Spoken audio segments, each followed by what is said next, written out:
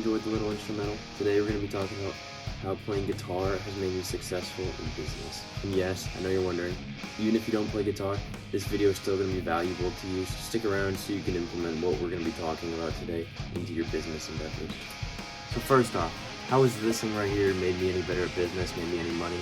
Now, other than the fact that I used to gig a lot on guitar, it hasn't made me money in business directly, but there are principles that you can take from learning an instrument or any sort of skill or hobby that can make you better at business. So what do I mean by this? I talk about quite a bit on this channel how you need to have tangible skills to be good at business, and most of these online gurus teach that anybody can do SMMA, digital marketing, dropshipping, fill in the blank. They basically preach that you don't have to have any existing skills to be good at it.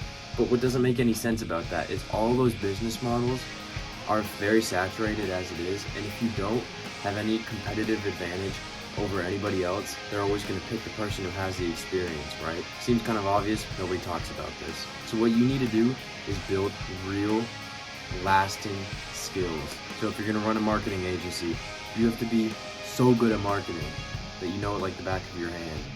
You have to be very confident. If you're dropshipping, you have to be passionate about the product and know who you're trying to serve with that product. Whatever it is, you have to understand it better than somebody else. And so to bring it back to the guitar now, the guitar is an instrument that you can't learn in weeks, months, some even years. It takes many years to get really good at this, and that same principle and timeline should be applied to business. Now, it doesn't have to necessarily be years and years before you get started, right? Because you're playing the guitar and I'm sure you're still probably playing in front of other people even though you haven't mastered it yet.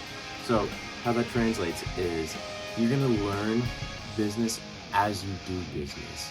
So for me with influencer marketing, I just jumped into it. I soaked up as much as I could from research, but you don't actually know until you get into it. You get on calls and speak to people. So you have to understand that you're not going to be perfect, and you just have to take the first step, because diving in is how you're going to learn. A bird learns to fly by being thrown out of the nest. If you never take that first leap, you never start, you're never going to get anywhere.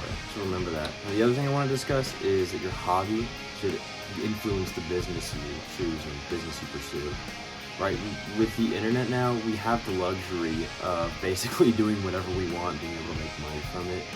I mean, like back in the day, you were limited to a trade or what your parents did, but nowadays you can find any information anywhere from anybody. A lot of it's sucky information, but there's a lot of good information out there, and all you gotta do is make a website and voila, there's your retail location in a sense. So whatever your hobby is, for me, it's music and guitar.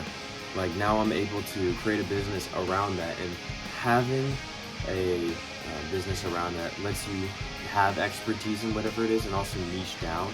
So in influencer marketing, there's hundreds, maybe even thousands, I haven't counted, of agencies who specialize in influencer marketing, but what they don't have is a very specific niche like me. So I'm the only one in this music gear space.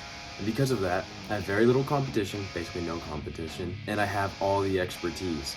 So you can almost monopolize your niche if you have some sort of ongoing passion that you can blend with a proven business model. So what I want you to do is reflect on whatever hobbies you have other than business, because I'm sure if you're watching this, you are an entrepreneur or entrepreneurial minded.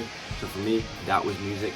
Could be the gym, could be fashion, could be gaming, could be literally any drawing, coloring, painting, reading. There's so many options out there, cars. So look at that, look at proven business models and see how you can somehow blend the two, and I promise that's going to be your sweet spot.